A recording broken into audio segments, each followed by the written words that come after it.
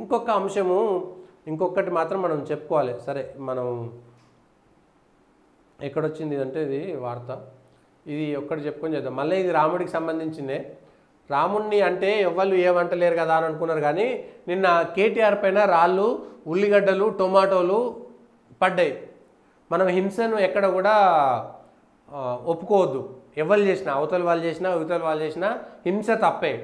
అయితే అవతల వాళ్ళు మౌనంగా ఉన్నారని రెచ్చగొట్టి వాళ్ళను భరించేదాకా, అంటే పిల్లిని కూడా 4 గోడల మధ్యనేసి బంధించి కొడితే పిల్లి కూడా పులిలాగా అవుతుంది అనేటువంటి ఒక సామెత ఉంది కదా. అట్లా హిందూ ధర్మ విశ్వాసాలను ప్రతి ఒక్కరూ ప్రతిరోజు నీచంగా హీనంగా రాజకీయాల్లో ఉండేటువంటి వాళ్ళు, ఇదే కేటీఆర్ గారు జై శ్రీరామ్ అంటే కడుపు నిండుతుందా అని ఎందుకన్నాడు? నీకేం పని?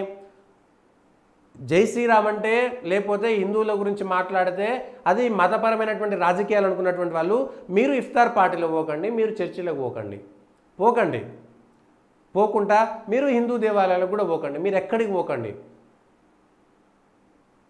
కానీ రామాలయం అనేటువంటిది భారతీయ జనతా పార్టీకి సంబంధించినటువంటి మేనిఫెస్టోలో 1980 నుంచి ఉన్నది. రాజకీయంగా ఎవ్వరు కూడా దానిపైన కోర్టులో పోరాటం చేయలేదు. ఎందుకు చేయలేదు? ఒక పార్టీ ఒక గుడి కడతామని చెప్పడం ఎంతవరకు సమంజసమని ఎట్లా అంటారు?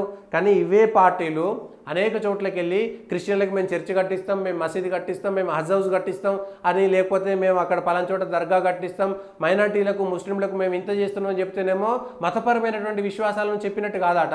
కానీ ఎవరైనా జై శ్రీరామ్ అంటే మాత్రం అగో వాళ్ళు మతం పేరు చెప్పుకొని ఓట్లు అడుగుతున్నారట. కానీ మేము హజ్ హౌస్ కట్టిస్తాం, మేము వీళ్ళకు దర్గాలు కట్టిస్తాము, పీరీలు కట్టిస్తాము, లేకపోతే చర్చిలు కట్టిస్తాము, వీళ్ళకు మేము పుణ్యానికి ప్రభుత్వ సొమ్మును కాజీలకు, ప్రభుత్వ సొమ్మును చర్చి పాస్టర్లకు అప్పనంగా దోచిపెట్టి నెలకింత ఇస్తామంటే మాత్రం మతానికి సంబంధించినటువంటి అంశం కాదంట.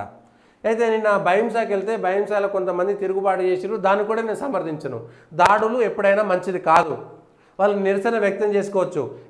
కేటీఆర్ గారు మీరు జై శ్రీరామ్ అంటే కడుపు నిండదని మా రాముని అవమానించారు, మేము జై శ్రీరామ్ అని అంటున్నాం, మేము ఆంజనేయ స్వామి మాల వేసుకున్నాం చూడండి అని మీరు నిరసన వ్యక్తం చేయడం వరకు బాగానే ఉంటుంది.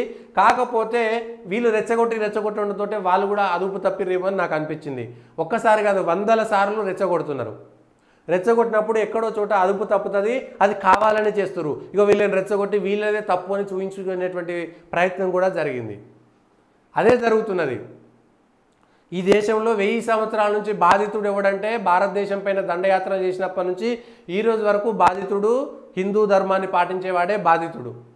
కానీ వానే రాక్షసునిగా చిత్రీకరించేటువంటి ప్రయత్నం మొదటి నుంచి జరుగుతున్నది కూడా. ఇప్పటి నుంచైనా ఎడ్యుకేట్ చేయాల్సినటువంటి బాధ కేటీఆర్ పైన రాళ్ళు టొమాటాలు భయంచాలో జై శ్రీరామ్ అంటే కడుపు నిండుతుందా అంటూ ఆయన గతంలో చేసిన వ్యాఖ్యలు నిరసనగా హనుమాన్ దీక్షాదారులు పలు హిందూ సంఘాలు ఏకమై రోడ్డు షోను అడ్డుకున్నాయి. గో బ్యాక్ కేటీఆర్ అంటూ నినాదాలు ప్రదర్శన నిర్వహించాయి. పోలీసు వలయాన్ని చేయించుకొని ప్రచార రథం వద్దకు దూసుకొచ్చాయి. ఆ సమయంలో కొందరు కేటీఆర్కు పైకి రాళ్ళు టమాటాలు. అయితే వీళ్ళు ఎవరైతే హిందువులు లేకపోతే ఈ మాల వేసుకున్నటువంటి వాళ్ళు వచ్చి నిరసన వ్యక్తం చేస్తే కావాలని వీళ్ళ పేరు బదనాం చేయడానికి ఎవరో వెనక నుంచి రాళ్ళు టమాటాలు కోడిగుడ్లు వేసారని నేను అనుకుంటున్నా. దానిపైన విచారణ చేయాలి.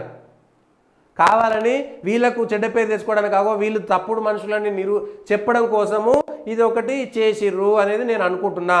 దీని వెనుక కూడా కుట్ర ఉన్నది. అంటే ఈ హనుమాన్ మాల వేసుకుంటోళ్ళు లేకపోతే జై శ్రీరామ్ అనేటోళ్ళు మంచోళ్ళు కాదని చెప్పడం కోసం, రుజువు చేయడం కోసం కుట్ర ఉంది అనేటువంటిది నడుస్తుంది. జై శ్రీరామ్ జై బీఆర్ఎస్ అని టీఆర్ఎస్ కూడా అన్నట్ట అనురి ఇదే మాట. జై శ్రీరామ్ అని మీరు ప్రచారం అనురి. కేవలం వీళ్ళ దట్టీలు కట్టుకొని కేవలం టోపీలు పెట్టుకొని మేము కాజీలకు వీళ్ళకు వాళ్ళకి ఇస్తామని చెప్పిన రోజేమో అది మతానికి సంబంధించినటువంటి అంశం కాదా, కేవలము హిందువులకు సంబంధించే మా అంశం అనేటువంటిది ఎప్పుడోసారి తిరుగుబాటు మాత్రం తథ్యము. ఇయ్యాల కాకపోతే రేపు ఎల్లుండి ఇంకో 10 ఏళ్లకు 20 ఏళ్లకు 50 ఏళ్లకు ఈ దేశంలో ఎవరు గొప్ప ఎవరు మంచిది ఎవరి ధర్మం మంచిది అనేటువంటి దగ్గరికి వెళ్తుంది. ఈ ఓటు బ్యాంక్ రాజకీయాలన్నీ కూడా తునాతునగల నాశనం అయిపోయేటువంటి పరిస్థితి వస్తుంది అనేటువంటిది క్లియర్గా మనం చెప్పదలుచుకున్నటువంటి అంశం. ఈరోజు ఇప్పటికి ఉన్నటువంటి వార్తలు మిగిలినటువంటి అన్నీ కూడా సోది వార్తలే. మేము నీళ్ళు ఇచ్చినాం నిప్పులు ఇచ్చినాం ఇవన్నీ మీకు 15 నిమిషాలు చాలు. మళ్ళీ ఈడ కూడా వచ్చింది వార్త, మాకు 15 సెకండ్లు కాదు గంట తీసుకోండి ప్రధాని, మేము భయపడం. మీరు భయపడలేదే మీరు ఎందుకంటారు? మీరు భయపడరు కాబట్టి 15 నిమిషాలు హఠావు అన్నప్పుడు మీ తమ్ముడిని మీరు అంటే మంచిగా ఉండేది. అరే తప్పురవే మన అవతలను గౌరవించాలని ఆ రోజే మీరు బుద్ధి చెప్పాల్సింది కదా, చెప్పలేదు. చెప్పలేదు కాబట్టి ఇక్కడ దాకా మొక్కై వంగ అనేది మానై వంగున అని గోటితో పోయేదాన్ని గొడ్డల దాకా తీసుకొచ్చాడు. ఇట్లాంటివన్నీ ఇక్కడనే గోటితో పోయేదాన్ని 1947లో గోటితో పోయేదాన్ని గొడ్డల దాకా తెచ్చిన వాళ్ళు ఎవరో మీ అందరికీ తెలిసినటువంటి అంశమే.